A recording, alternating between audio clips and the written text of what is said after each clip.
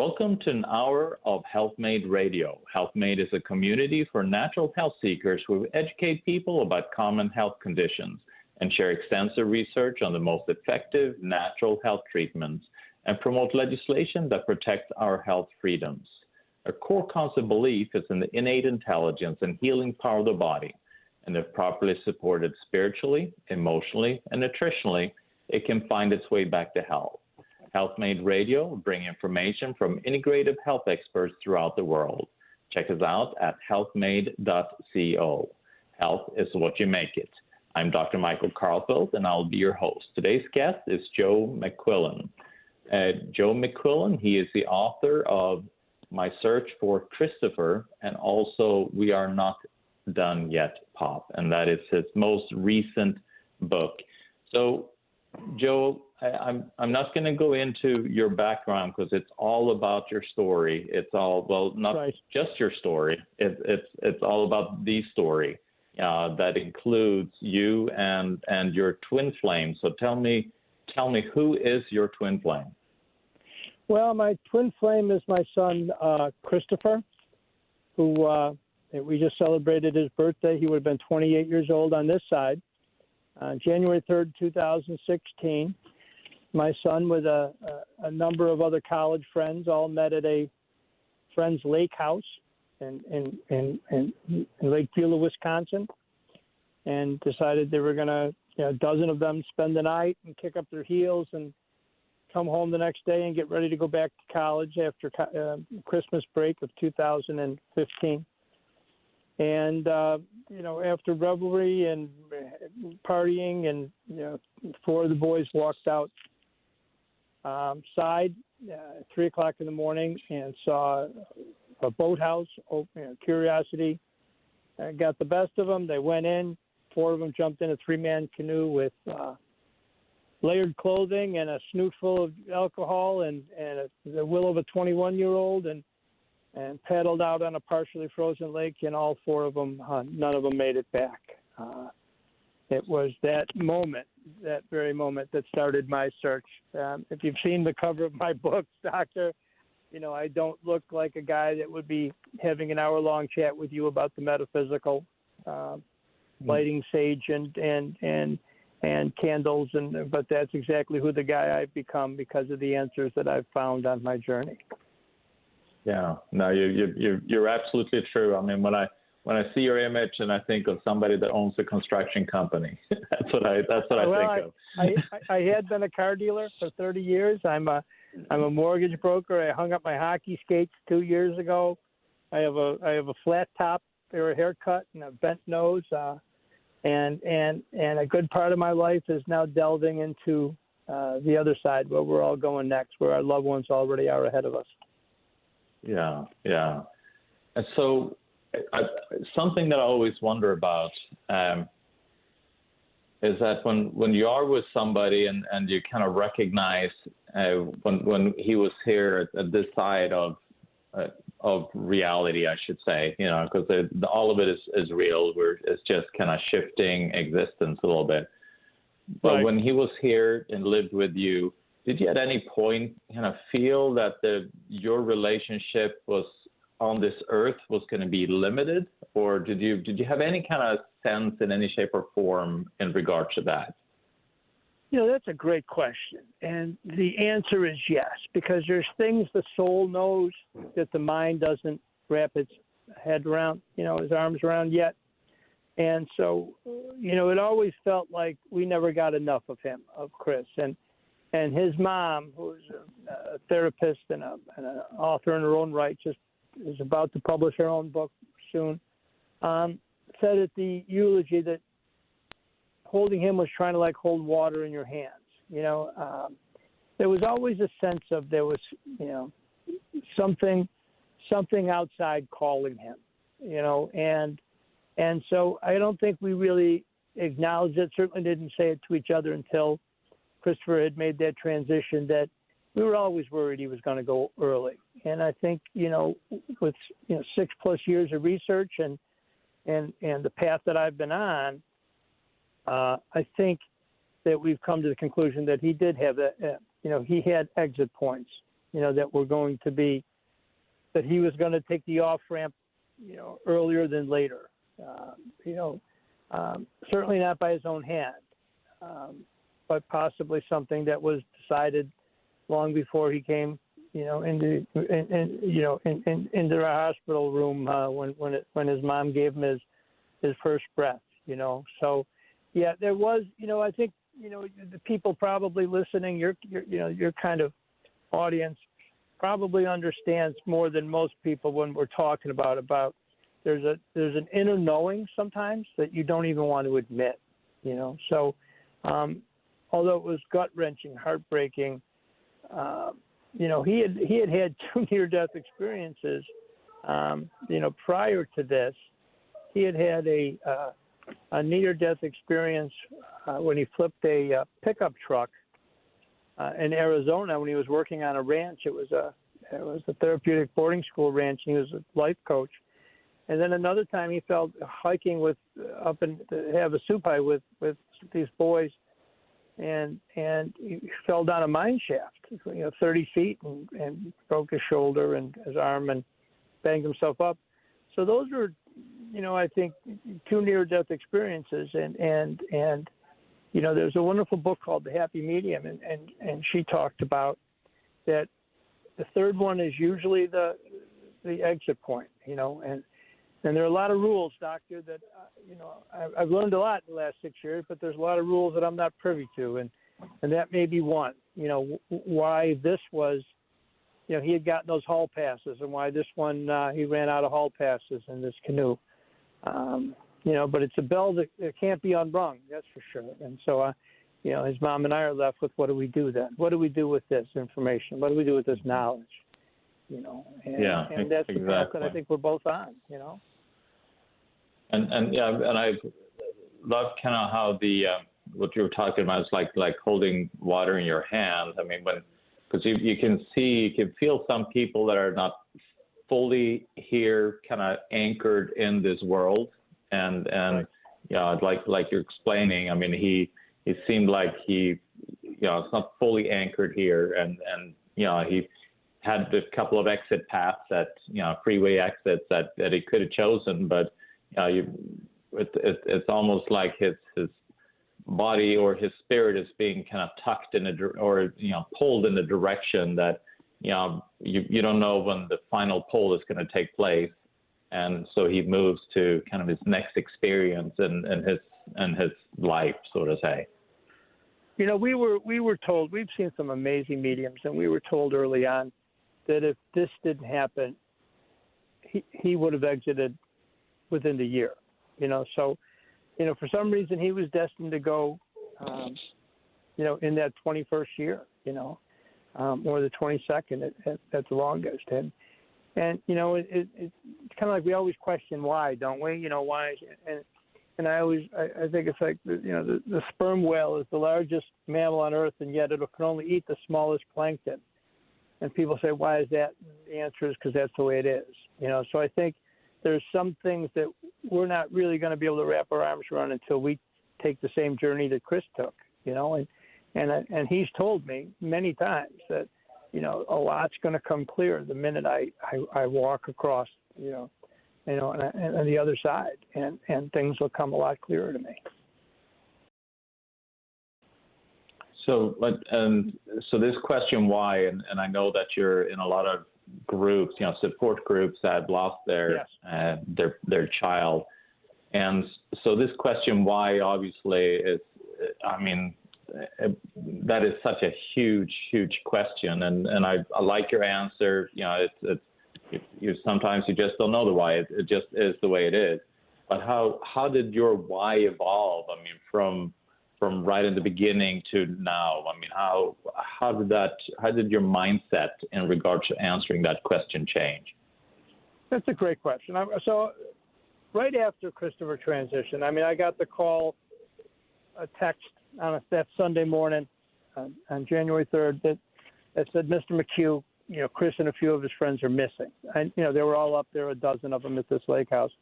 So I grabbed my Labrador, jumped in a winter coat, jumped in the Jeep and headed up. And halfway up, I got a call from the uncle who lived in the neighborhood who said, it's no longer a search but a recovery. All 4 boys had drowned. So, you kind of go black. Everything goes, as any parent who lost a kid can tell you, but I had responsibilities. I had to go up. I had to claim the body, make arrangements. And I'll tell you, that first few days after he had transitioned, they were full of just nothing but details for funerals and readings and funeral plots and graves and caskets and all the things that no parent ever wants to look at, So, and I would come home at the end of the day, and literally just crash. And I'd get on my knees, and I do what I do every night. I get on my knees, and I thank God for my family. I'm 36 years sober. I was a wild kid, and I thank God for my sobriety. But I would say to God, Doctor, I would say, we're not good, you and I. You took my kid. And on the third day, I actually got a feedback, which was pretty nice, from the divinity that said, I didn't take your son. His free will and recklessness caused him to come home early, and I welcomed him home. And he said, and remember, I lost a son too. So it was at that point, that very moment, that I realized God wasn't this judgmental taskmaster that was holding me accountable for my past sins, or he wasn't moving us around like chess pieces for his amusement. It dawned on me that Chris's free will was what caused this to happen, and that moment I knew that he was with God, and he was okay, and so my perception of God changed considerably at that moment. That he was a loving father, kind of keeping me up when I was trying to make these arrangements, when all I really want to do is crawl under a bed and cry, So, there's another line from this amazing book called The Shack, where a father had lost a daughter in a horrible way. And he came in the presence of the God, the Spirit, and the source. And God said, just because I work incredible good out of unspeakable tragedies doesn't mean I orchestrate the tragedies. So I was able to wrap my arm around that God didn't pull the rug out from under us. We make choices, and those choices, sometimes according to soul plan, but they leave the people on this side brokenhearted. But nobody's to blame. Chris took responsibility for his own death, for his own crossing. He came through many mediums and said, that he's sorry. It was just a dumb mistake. He actually said to me that it wasn't even my idea this time, because it was always his idea. this time, yeah. This time, because it was always my idea when I was a kid and his idea. And we saw John Edward just a couple weeks ago. We went and saw him, and 300 people, and he came through and said he's talking to Chris and mentioned Christopher's middle name, Joseph, and my father, whose name is Joseph, and that Chris was responsible for his own, through his own crossing, and he accepted responsibility. He mentioned Christopher playing lacrosse, mentioned seeing Christopher in the jersey number 22, and my wife said, well, that was his little brother's lacrosse jersey, but that was Chris's football jersey. And I have a picture of him with that number 22. So that's the evidentiary medium stuff. And all they're doing is reinforcing that they're with us. They're there. They can connect. They can communicate with us, 16 years before, I went on a whim, like not a metaphysical cat, right? I went on a whim to see a medium, and she's out in Arizona now, and had been for quite a while. But and I had seen a reading, and there was no sense of urgency. I mean, everybody in my life, I had lost a lot of family, being the youngest of 10 kids, but in normal order, other than one brother who took his life. And my dad came through at the end of the reading, and he said, tell my son that I'm telling him the word railroad, and I'm holding a caboose. Now, she had no idea what this meant. This was 2000. This was before Google search, or my dad was just a blue-collar guy, a champion of a man, but not known to anybody outside our little world. But he was a railroader for 40 years, and every one of our my brothers and myself, we worked on the railroad when we were in school. I was a brakeman. They were clerks. My uncle was a railroad. So we were a railroad family. So for him to say, my dad was not a verbose guy, for him to just say railroad, show a caboose, all that told me is that Dad was somewhere accessible. And I put that in the file cabinet, Doctor. And 16 years later, when I'm driving up to Wisconsin, it dawned on me that if my dad is somewhere accessible, my kid's with him, because that's how we roll as a family. My old man is with my son. I need to figure out how to connect with him. And that was the first step on this journey that I've been on for 6.5 years now. Yeah, Irish people stick together, right? We're like a herd. We just came back from a wedding, and one of Christopher's cousins, who they adored each other. They were twins the same age, and we were all and those are, this huge, wonderful family, and I'm so happy for those boys. They come in for all the Chris McHugh golf outings and everything. But I'm sitting there looking at them in tuxedos, getting married and standing up for each other, knowing that my boy belongs in a tuxedo right next to him. And as much as I know, Doctor, about the other side, and as I know about his accessibility to me and the fact that he'll be there the minute I cross over that stream, as much as I know that, it's heartbreaking, not for him, but for me. That I still want him, here with me in the flesh, but that's not going to happen. We can't reverse time. It is what it is. So I would put on a path to bring this message specifically to parents, and even more specifically to dads who think they have to suck it up. I'm a relatively tough guy, but when it's time to cry, man, I cry. I'm thinking of that wedding brings tears to my eyes this moment, and I don't care how it looks. Being the youngest of 10 kids, raised in a clan, you don't care what anybody outside the circle thinks about you. So, but I do care about what parents who are feeling this loss feels. And my son pushes me to let them know that their kids are still around them. You just got to do the work. Yeah. Hello. Let's take a quick break. You're listening to Healthmade Radio. I'm here with Joe McQuillen. He is the author of My Search for Christopher on the Other Side, and his most recent book, We're Not Done Yet, Pop, My Lessons from the Other Side. We'll be right back. Welcome back to Healthmade Radio. I'm Dr. Michael Karlfeldt. I'm here with Joe McQuillen. He is the author of My Search for Christopher on the Other Side, and his most recent book, We're Not Done Yet, Pop, My Lessons from the Other Side.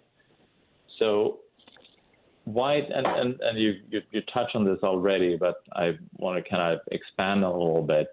I mean, you have these experiences, and this is kind of bringing you understanding of what's going on, and giving some relief to the question why, that is so hard right in the beginning. Why did you read? What did you feel was the purpose for writing these two books? I mean, what drove you to do that? I had no intentions to write a book. I just did. What I was doing early on was taking notes.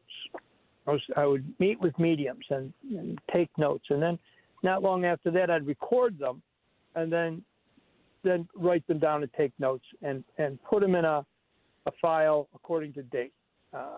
And that's what I did. And what I assumed, Doctor, what I was going to do is someday, sitting on a rocking chair, smoking a cigar, I would review these notes to feel close to my son. That's what I thought I was doing. And that's why I thought I was collecting all this data. And I found out, not figured out, but found out that wasn't the case. About a year or so after Christopher transitioned, I had been getting, I've been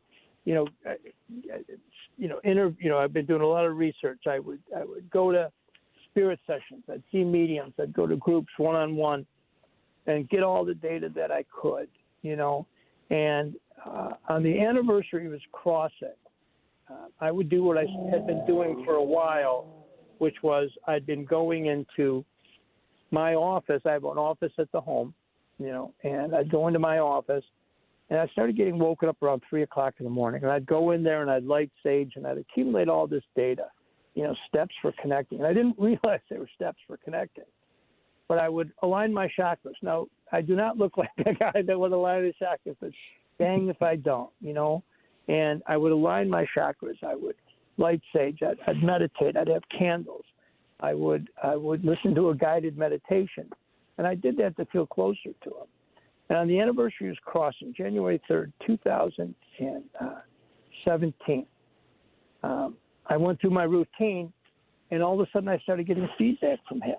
And he was literally telling me, about what the other side looked like, and he said, it's like a beach. It's beautiful, warm, pink, but the colors are soft and vibrant, pink, blues, and green. The air is warm surrounding us.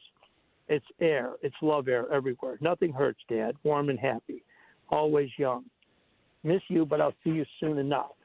And I started writing this down, and basically not sure if I'd left the reservation on this one or not, and started writing. And it would go on for 2 or 3 pages of notes explaining where he's at. And then at one point in his first download, he said to me, Dad, you got to let go of the resentment. I loved Scotty. He was a good friend. It wasn't his fault. Well, what he was making reference to, Doctor, was that the kid who owned the lake house, nice young lad, Scotty, I was mad. I was mad at him. I was mad at his parents for not instilling enough discipline up there. Well, the bottom line, it had nothing to do. It could have happened at my house. It could have happened at a local tavern. It could have happened anywhere. It wasn't his fault. But I was holding on to this. And he told me to let go of it. And I thought, okay, Chris, for you, I could do that. I'll let go of it. Besides, when will I ever see this kid again, right? So, flash forward 12 hours. I get a text from his college buddies. And these kids are still part of our lives, boys and girls from this fraternity, and they're all friends. And, they had a birthday party celebration for him at one of their houses. They had 70 kids, We raised a couple $1,000 for In Balance Ranch Academy and scholarships for young men with addiction, and just had a wonderful day. So one of these kids texted me and said, Mr. McHugh, we're going to meet at the grave at 3:30 if you can make it. Now, Sally and I were going to meet around dusk and light a Chinese Chinese lantern. That was our plan. But, as the Greeks say, man plans and God's laughs. So I said, sure, I'll meet these kids. So I jumped in the Jeep, threw some beer in a cooler and some Gatorade and some cigars and drove up. And as I pulled in, I saw that the whole circular parking lot was full. There were 40 kids at his grave at 3:30, just to celebrate him, a year after that. And we do that to this day, by the way, And this is January in Chicago, It's not pleasant. It's cold. So it's cold, bro, and the wind's coming off the lake.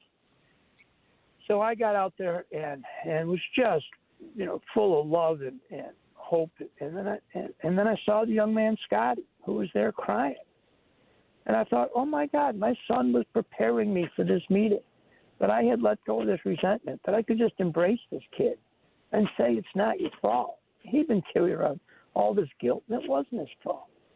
So that's why I knew this wasn't me making up this visit to put a bandage on my pain, because I wasn't ready to let go of that resentment. I'm Irish, They say that Irish Alzheimer's is where we let go of everything but the grudges. We forget of everything but the grudges. And so I knew that moment that these messages were real. And to this day, at least a couple times a month, I get shaken out of my bed by spirit. It's 3 o'clock in the morning every time. I go in the office, I do my routine, and I start writing down what he's telling me. And every visit is verbatim in both books that he's telling me about the other side. And it's amazing. And about things I should do. He pushes me to make sure that I'm on the path of helping others. And he said, Dad, you're a good ambassador because you don't look like the type of guy that would feel this way. You got to let people know. And that's my job. This isn't ambition. I'm pushed by my son on the other side to bring some healing to other people. A lot of people think it's over, Doctor.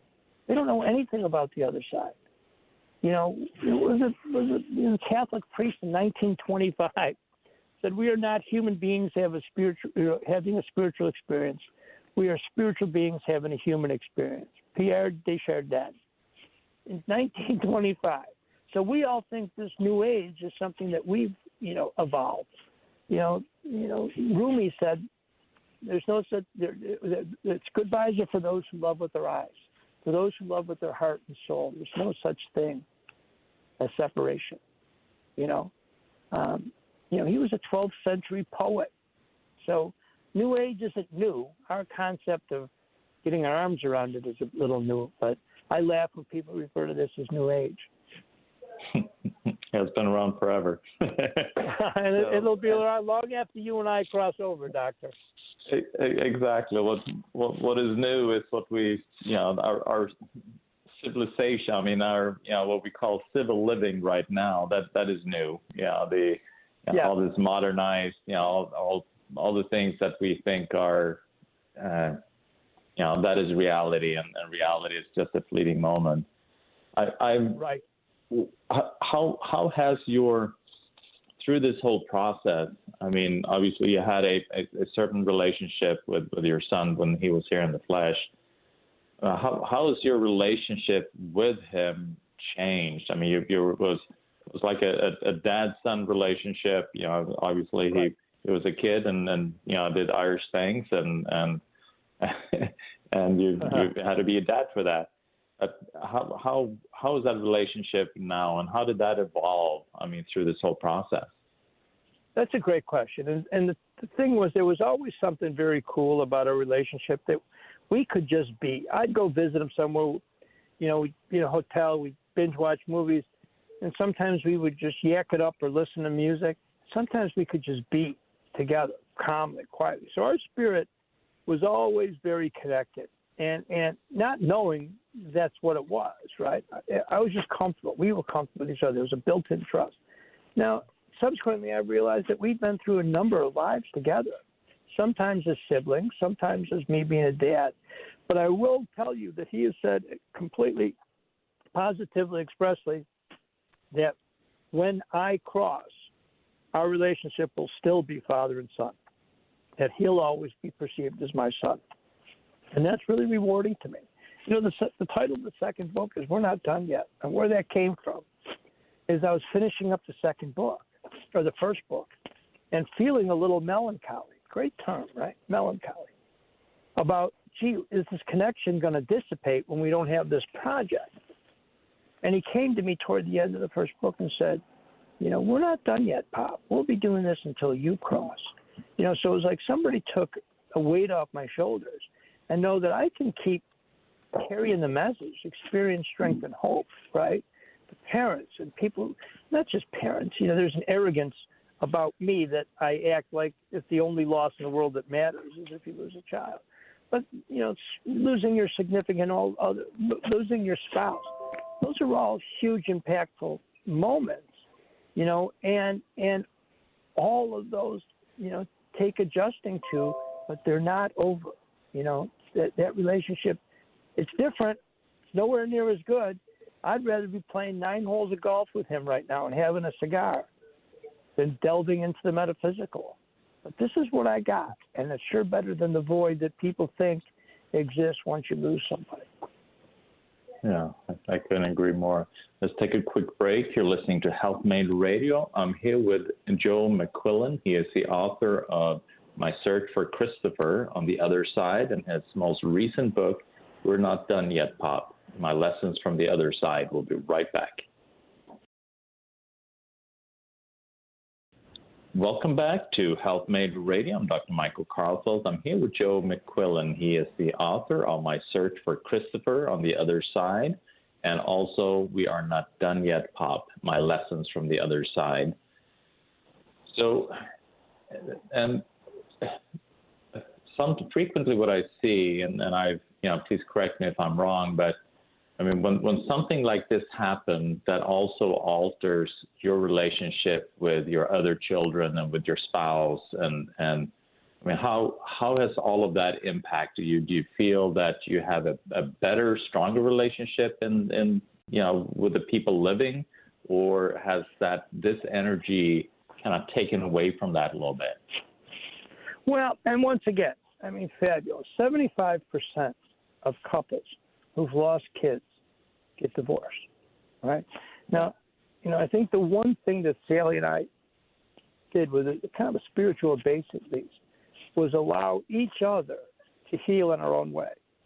So my grieving and healing was to put as much, activity in a day as possible. Work, write, play hockey, then golf, whatever, just to fill it. So at the end of the day, I could fall asleep. Hers was to shut down. For 6 months, she took a leave of absence, and she shut down. And we both got to the same place through our own processes. So I think couples need to respect each other's processes. What kept us, bound us so tight together, and we've been married 30 years now. What bound us so close together was our absolute adoration for our children, and especially our firstborn, who transitioned. So, it's hard. We're at this wedding, and I don't want to look her in the eye because I'm crying.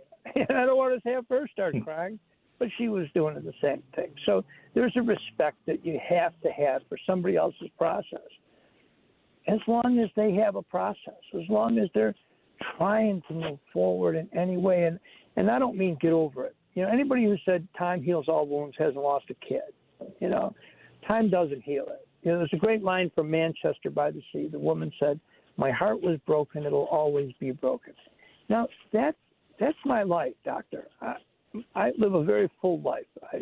My daughter works with me. I'm a mortgage broker. I'm pretty successful for the guy who I am, and very fortunate, and live kind of a life beyond my wildest dreams, right?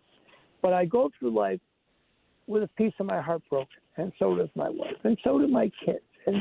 And I know that William has seen a couple of mediums. He's the baby. He's 22, and he completely bought into all of this.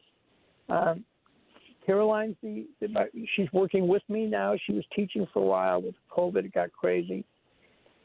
And, she's less likely to embrace this. And Chris has told me in sessions, just give it time. I'm working on it, So it's not about me setting her down and straightening her out. It's about me loving her through this heartbreak that she feels. She said they weren't close as kids. Christopher was a wonderful son, a phenomenal friend, a great teammate, a great pal, a great nephew. But he wasn't a great older brother. And she looked at me one time and said, we were finally getting close, and then he left me, And she's still a little mad at him, 6 years later. And she's in therapy, and she's working on herself and doing a great job. And she'll come to this when she's ready. I mean, that's what we've got to understand, or that everybody's got to. They'll get there when they get there,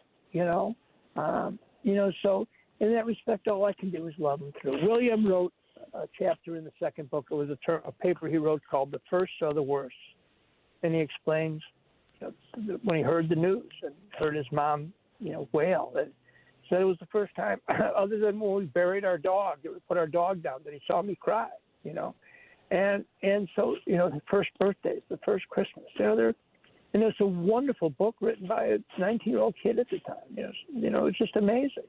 And so we all get there when we get there, but we respect our own processes. I respect my wife. She respects mine. And we're tied into this whole spiritual thing.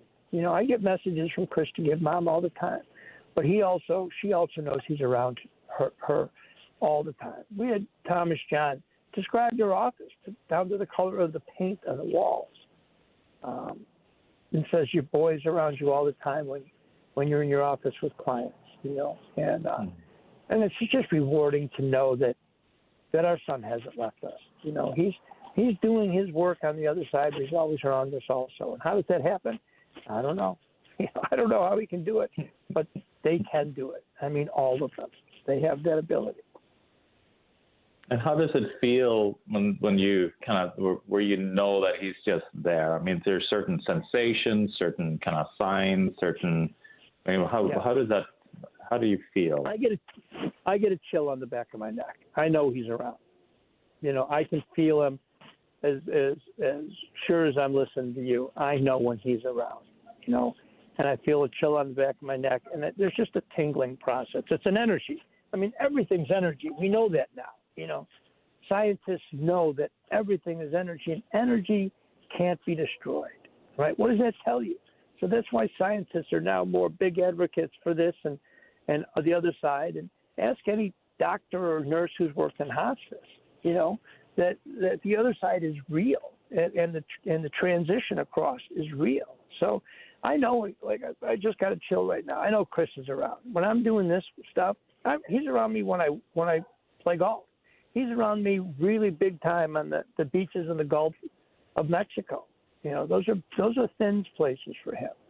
I go to the grave all the time, and I want to understand your listeners. It's not like some old man, pathetically feeding pigeons. I go there because it'll live there. I know that he meets me there in energy, and we could just be. I have a folding chair. I light a cigar. I usually have my dog with me, and I clean up his stone is always standing tall. I clean up his stone and trim around it, and it's always looking good. And to me, I'm sure it matters more to me than it does to him, but it's just a sign that somebody loved is there. So I know when he's around, and I know when he's not. The moments where I have financial insecurity or fear or anxiety, he's saying, dude, you're blocking me from coming in with this. Let it go. Faith and fear shouldn't exist in the same breath. So those are the lessons that he's given me that I'm passing on to people that are listening to this broadcast. And the process of him passing over, I mean, has he talked a little bit about that as well? What that looked like and felt like? Yes. And we were traumatized by the events. We were scared to death that it was scary, painful. And we've been told, by mediums, and then Mary C. Neal was a surgeon who wrote a book called Heaven and Back, well-known surgeon. And she had drowned and gone in God's presence. She had drowned in a canoe accident and gone in God's presence and came back. He sent her back. And she wrote what it was like to drown. And I listen to a lot of stuff audibly. I'm an Audible guy, so I listen to a lot of books Audible all the time. And both of my books are on Audible. Our books. And she described in this, and I was in Wisconsin, coming back from where he drowned. I had gone up there to visit. They told me, don't come back. I'm not here. And she had described that it was kind of euphoric to drown. It wasn't painful. It was peaceful, the colors. And I just started weeping because I knew that Christopher's last moments were not horribly terrifying. They had a lot to drink. It was cold. Hypothermia was kicking in, and he said it was like falling down in a crowd, then waking up on the other side. For that, Sally and I are both just so grateful that there was no suffering. Yeah, I can really imagine that.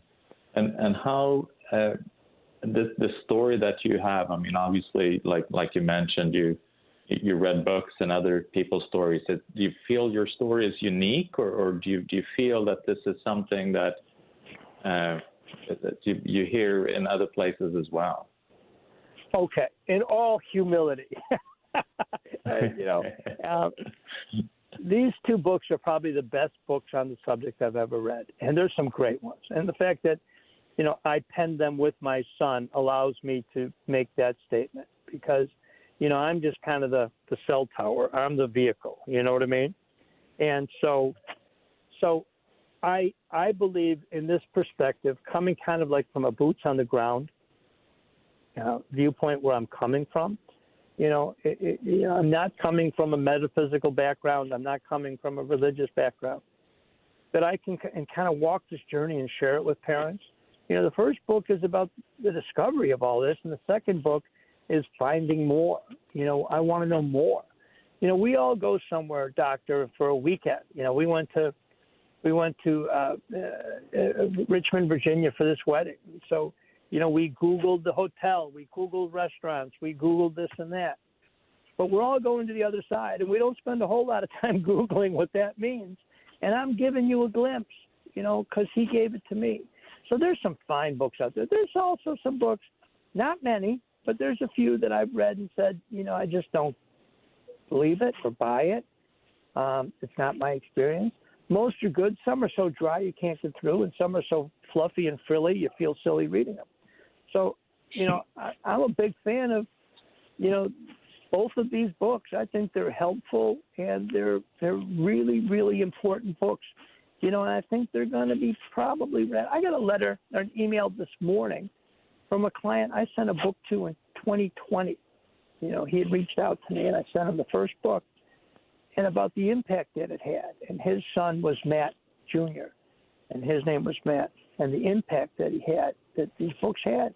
And I literally sent a note to the editor, my editor, and just said, we're making a difference. There's the reviews on Amazon for the first book. There's hundreds of them, 250 reviews, and some of them talk about life changing. And I say to my son all the time, kind of like what St. Paul. I don't quote scripture very often, but St. Paul said, "I have run my race. I've been poured out like a libation." We're doing our best to make some changes and to help people accept this most important fact, that none of this is over. There was a movie called What Dreams May Come, and Cuba Gooding Jr. was a spirit guide, and Robin Williams was a doctor who died in an accident. He couldn't get the arm around the fact that he wasn't in the flesh anymore. And Cuba said the origin of the word body is the Anglo-Saxon bodic, meaning abode, which is what the physical body is, a transient dwelling for the real self. He said, you're in your house right now. You're in your house. That doesn't mean you are your house. If your house falls down, you get out and walk away. And that's what this is all about. Our house, our bodies wear out, fall down, but our spirit moves on. And what happens next is the wonderful awareness that I think with the veil thinning, people are starting to get more now than ever before. Yeah, I agree. Well, I absolutely love your book, and what I love about it is that it comes from somebody like you. It comes with that realness. It's not all this fluff, and it's not all this, not meaning that, all of these things they're very important aspects, but sometimes, nuggets in this fluff that are good.